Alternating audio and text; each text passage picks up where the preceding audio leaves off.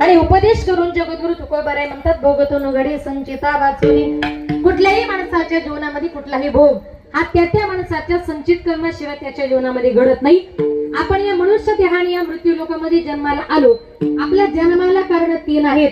पहिलं म्हणजे जन्माला कारण आपलं कर्म, दुसरं म्हणजे जन्माला कारण आपली वासना, आणि तिसरं म्हणजे जन्माला कारण आपण केलेलं पाप.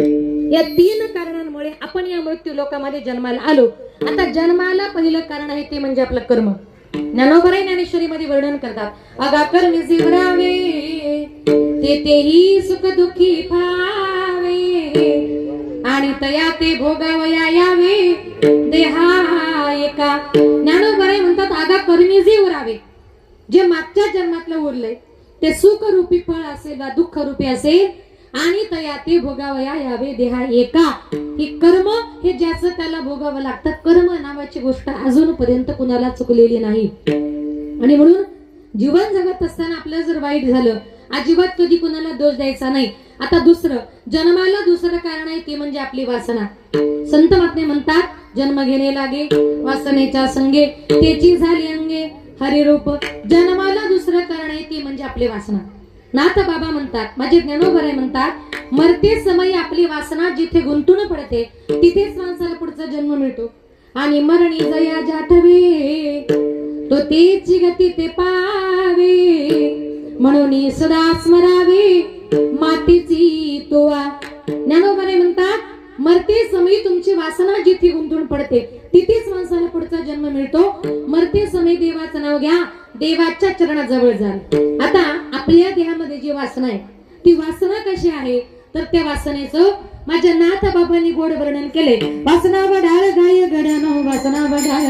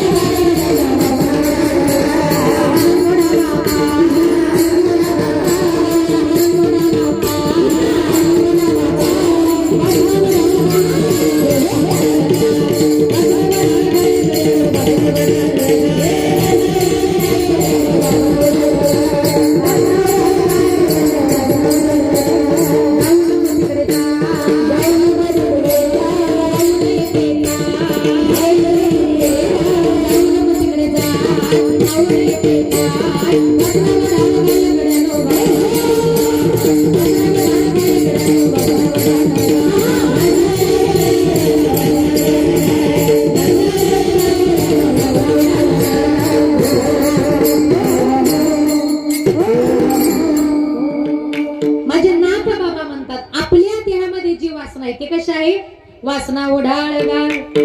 आता ओढाळ गाय माहिती तुम्हाला, तुम्ही सगळे शेतकरी माणसात, तिला कुणीच मालक नसतो. एखाद्या शेतकऱ्याचं हिरवगार पीक दिसलं की ती गाय त्या शेतावर जाते. मालकाने बघितलं, मालक तिला हाकलतो. मालक जरा बाजूला गेला की ती गाय परत त्या शेतावर जाते. आता त्या गायीला थांबवायचंय आणि पिकाला वाचवायचंय, काय करावं लागेल, तर त्याचं उत्तर नाथ बाबांनी पुढे दिलं, तिचा हाणून मोडावा पाय. नाथ बाबा म्हटले, गायीला 6 पाय असतात, त्याच्यातून 1 पाय जर मोडला गाय पुढे चालेल का? काही चुकलं का? म्हणजे चुकलं का असं विचारतो तुम्ही. अशी का बघता माझ्याकडे? किती पाय असतात? 4च असतात तुमच्याकडे.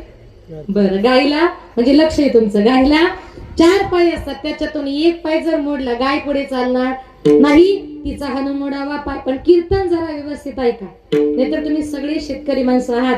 उद्या जर सकाळी घरी गेले आणि कोणाची शेजारच्याची गाय जर तुमच्या शेतामध्ये आली, तुम्ही तिचा पाय मोडाल आणि माझं नाव सांगाल का? म्हटले, रात्रीच वनिता ताईंनी कीर्तनात सांगितले, तिचा हाणून मोडावा पाय. ती गाय म्हणजे आपल्या देहातली खरीखुरी गाय नाही, आपल्या गोठ्यातली खरीखुरी गाय नाही. आपल्या देहामध्ये जी वासना रूपी गाय आहे, नको त्या मार्गाला घेऊन जाते, नको ती खायला लावते, नको ती पाण्याबद्दल बोलते. बरं पुरुष मंडळ गैरसमज करू नका. बाटली घ्यायची जरा बिस्लरीची घे, जकाची नको. पण त्याची अशी जी वासना आहे आपल्याला नको त्या मार्गाला नेते. त्या वासनेला जर थांबवायचं असेल तर आपल्याला भगवान परमात्म्याचं चिंतन करावं लागेल. आणि संत महात्मे म्हणतात, वासना नावाची गोष्ट अशी आहे ती आपल्याला कधीच जीवनामध्ये माणसाच्या थांबत नाही. माणूस म्हातारा होतो पण माणसाच्या इच्छा वासना या कधी म्हाताऱ्या होत नाही. बघा, एक सुंदर उदाहरण सांगते. एका राजाने आपल्या राज्यामध्ये दवंडी पिटवली होती. का माझ्याजवळ? बरं तुम्हाला एक सांगा, मला तुम्हाला शेळी कळते का बकरी?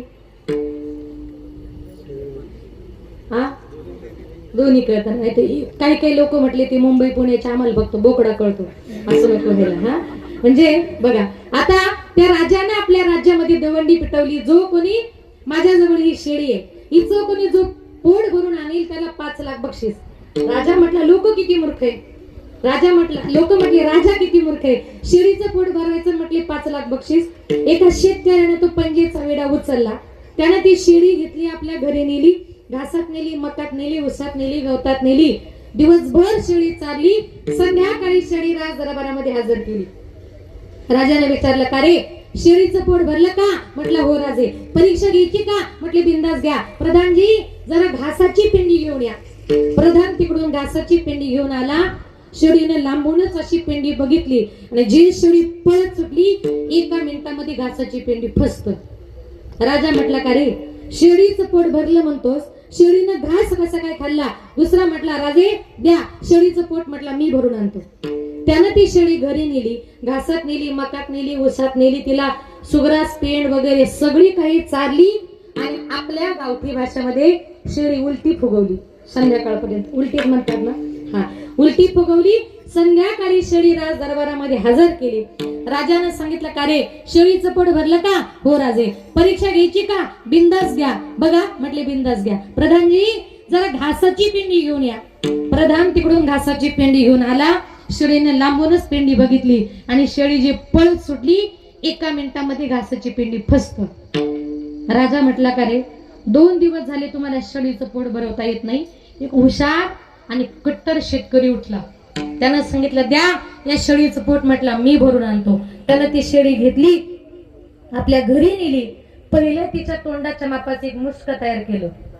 एक अशी लांब काठी हातामध्ये घेतली आणि शेळीला घेऊन घासामध्ये गेला. शेळीनं घासाला तोंड लावलं, त्या शेळीच्या तोंडावर फटका मारायचा. शेळीनं उसाला तोंड लावलं, त्या शेळीच्या तोंडावर फटका मारायचा. सकाळपासून संध्याकाळपर्यंत फटके मारून मारून तोंड सुजून गेलं, पण शेळीच्या पोटामध्ये एक सुद्धा अन्न पाण्याचा घास जाऊ दिला नाही. दिवसभर बिचारीला आजची एकादश घडली. एकादशी आहे ना आज. रात्री शेळी राज दरबारामध्ये हजर केली.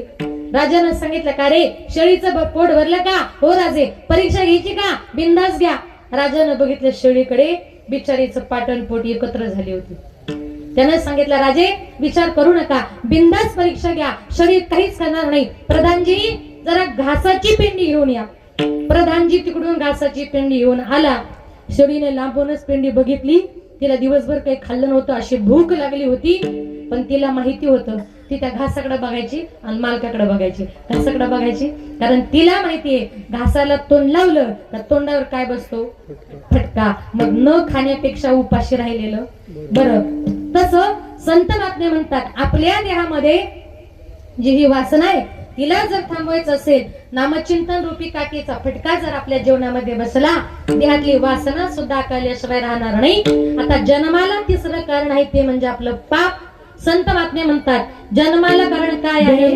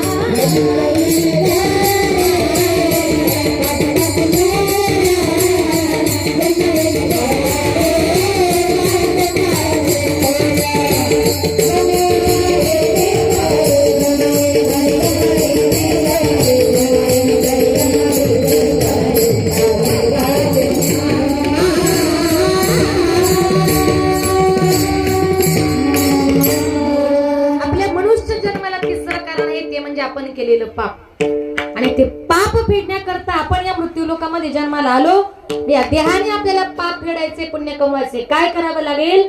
त्याच्याकरता माझ्या ज्ञानोबराईंनी सोपा उपाय सांगितलाय. हरिमुखे म्हणा, हरिमुखे म्हणा, पुण्याची गणना कोण करी.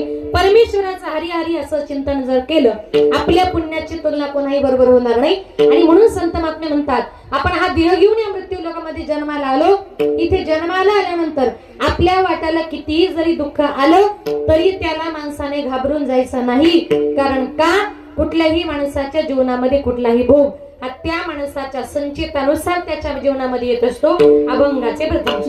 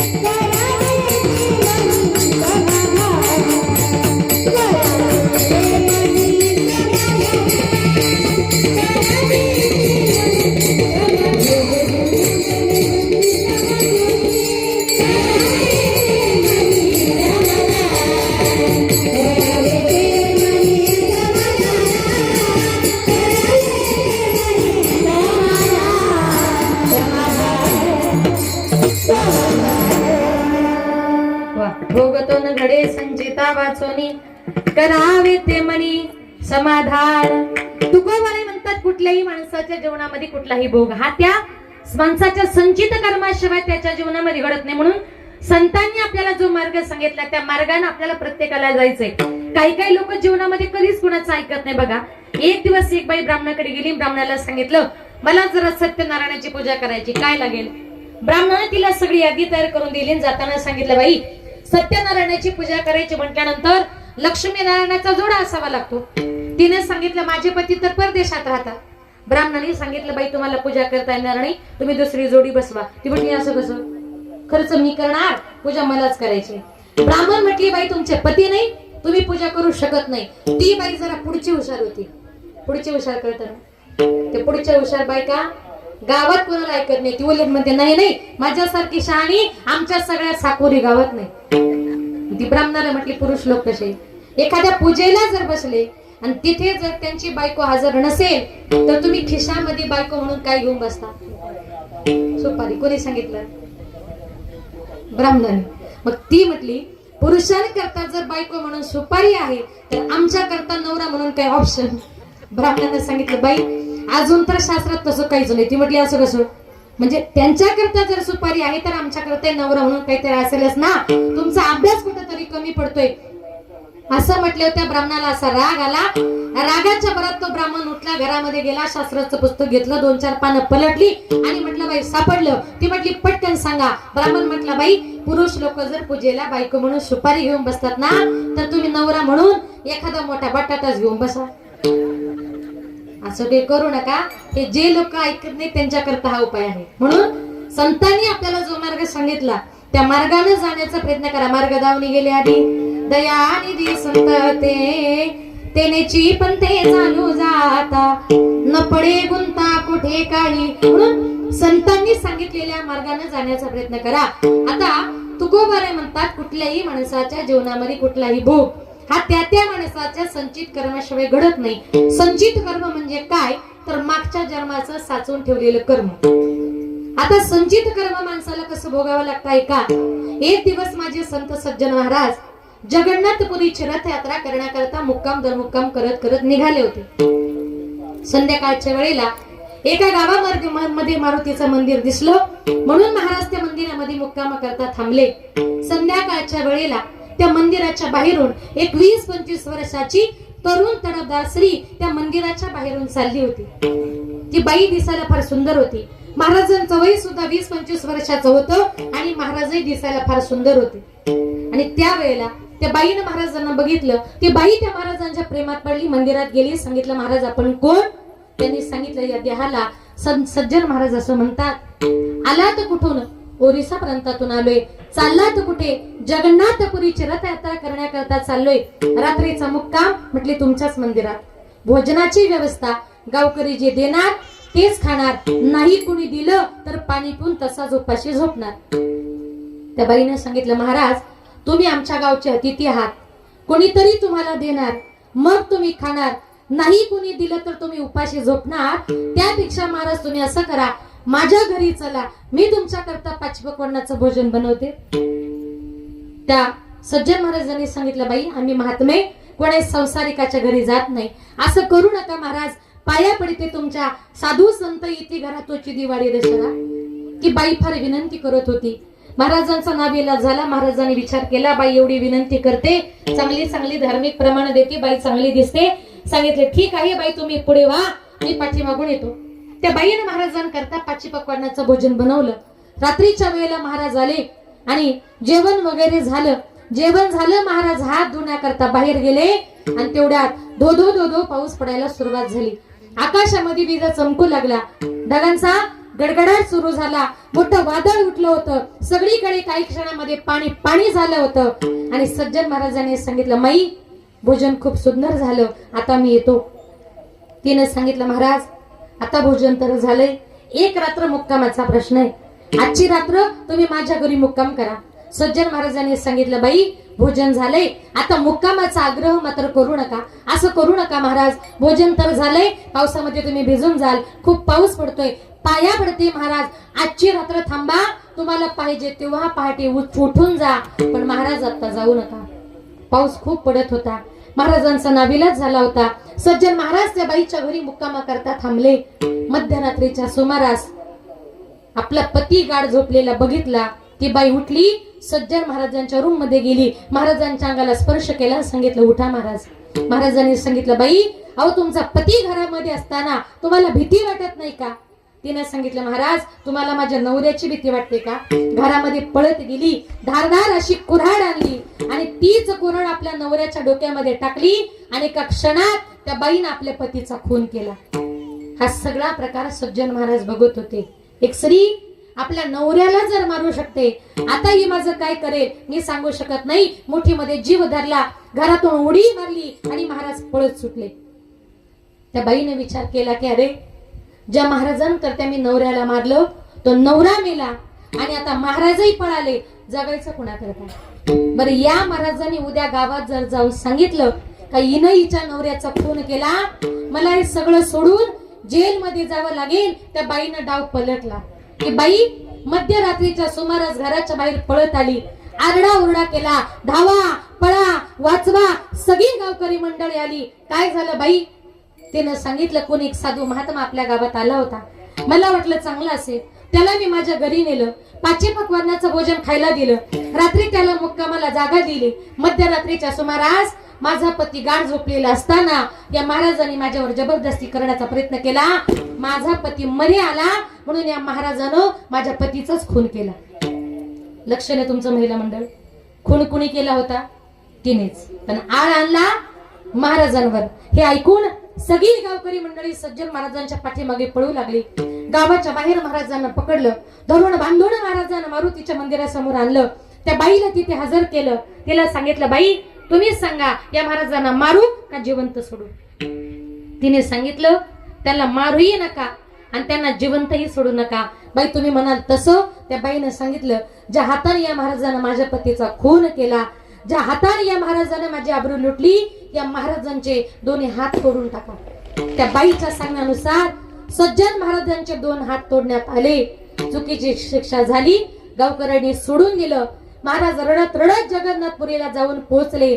जगन्नाथाच्या चरणावर आपलं मस्तक टेकवलं, हंबरडा फोडला. सांगितलं, जगन्नाथा अरे माझी काय चुकी होती?